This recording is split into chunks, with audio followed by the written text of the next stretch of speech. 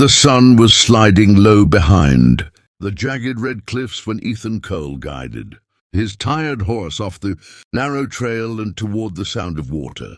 For days he had ridden through dust and heat, his throat dry and his canteen empty. The lake appeared like a secret kept by the land itself, its surface calm, reflecting the sky in shades of gold and fire. Ethan dismounted quietly, leading his horse forward so it would not spook, and stepped closer to the shore, thinking only of survival. Then he heard laughter. It was light, confident, and unmistakably human. Ethan stopped at once. At the edge of the lake stood 3 Apache women, their presence commanding even in stillness.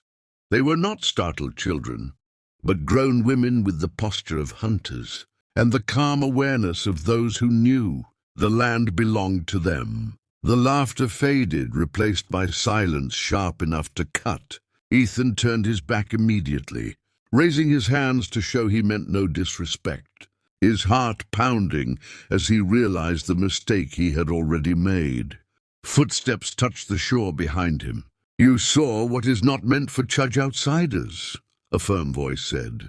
Ethan did not turn. He apologized, explaining that he was lost, thirsty, and never intended dishonor. The words sounded weak even to his own ears. In the Apache world, intention did not erase consequence. One of the women stepped closer, her shadow stretching across the sand. She spoke with authority, not anger. "Among our people, such a sight binds fate. The spirits do not forget." Another voice followed, calmer, almost curious, asking who he was and why he traveled alone through lands claimed by no mercy. The third spoke last, sharp and fearless, warning that running would only make matters worse. Ethan felt the weight of the moment settle over him like a storm cloud.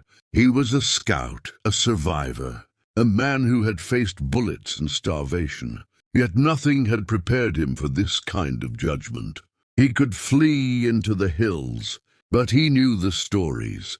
Apache trackers were shadows that never tired. Or he could stay and face whatever law governed this place. Slowly he lowered his hands and nodded, accepting that the lake had become more than a place of water.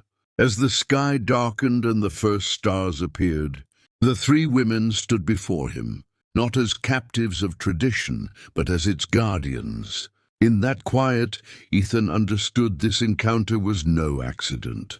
It was the opening step of a path he could no longer avoid, one that would test his honor as harshly as the Wild West itself. Ethan entered the Apache camp under the watchful eyes of warriors, who moved like ghosts between the fires. No ropes bound his hands, yet he felt the weight of invisible chains, expectation, tradition, and judgment. The 3 women walked ahead of him with calm authority, their presence silencing whispers as they passed. Children paused in their play, elders lifted their gaze, and the crackling of flames seemed to grow louder in the tense air. When the council gathered, Ethan spoke plainly. He did not beg. He did not lie. He told them how the desert had nearly claimed him, how the lake had been a miracle he did not expect, and how he had turned away the instant he understood his mistake. The elders listened without interruption. Among the Apache, silence was not cruelty, it was respect. The women spoke next, each describing what had happened, not with outrage but with clarity. The law was old, but wisdom was older.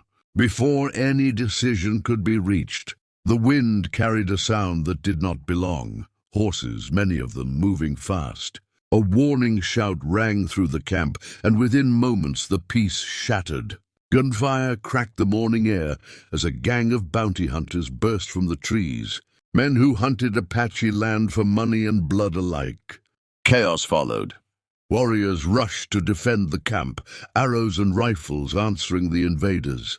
Ethan had a choice that lasted only a heartbeat. He could run into the brush and vanish, using the confusion as cover. No one would blame him.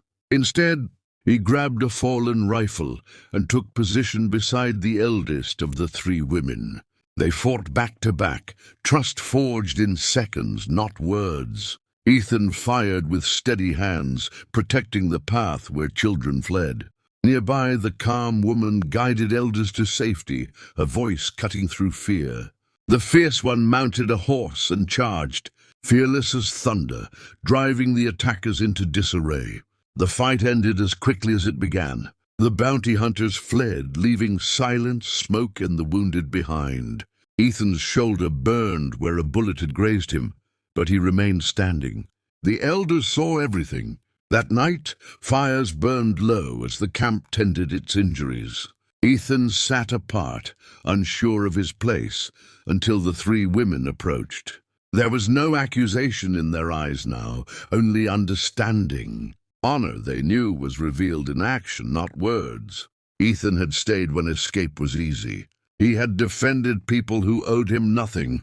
As the stars filled the sky, the meaning of the law began to shift. What had started as judgment was becoming something deeper, a test not of fate alone, but of character. And the hardest decision was still waiting. Dawn broke over the camp with a soft, golden light, spilling across tents and fire-scarred ground. The council had gathered, elders seated in a quiet circle, their faces lined with years of decisions that had shaped lives and fates alike. Ethan stood near the edge, his hands steady but his heart hammering. The law had been clear from the moment he saw the lake, witnessing. The women had bound him to consequence, but now, facing the council, he realized the choice before him was far more complex than he had imagined. It was no longer about punishment. It was about responsibility, about the life he would lead from this moment onward, and the respect he owed to those who had spared it. The three women approached, their movements unhurried, their eyes steady.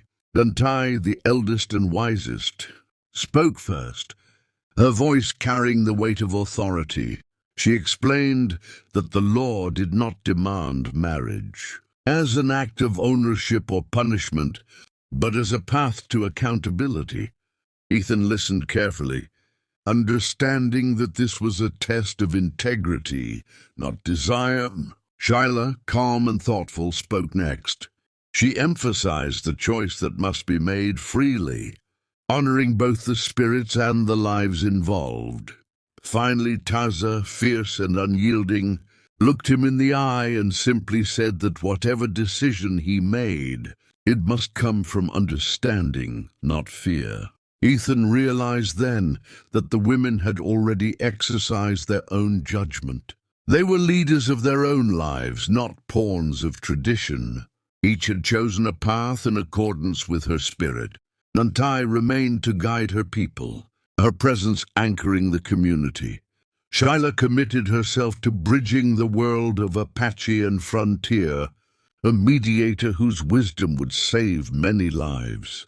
And Taza chose freedom, riding into the open plains where the wind and the land were her only companions. They had not claimed him. They had offered him a chance to prove his honor in his own way. Ethan stepped forward and bowed his head, gratitude and respect filling him.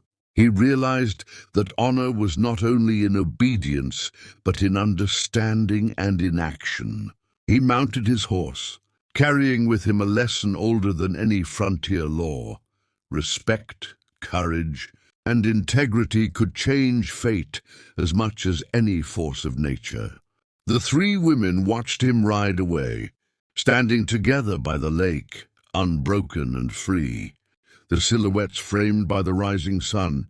They were legends already, stories whispered wherever the Wild West stretched.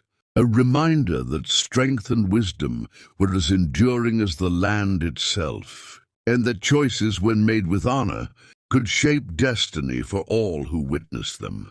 Ethan rode into the horizon, carrying with him not just memories, but a promise to live by the lessons of the lake, the women, and the law that demanded more than obedience. It demanded understanding, courage, and heart.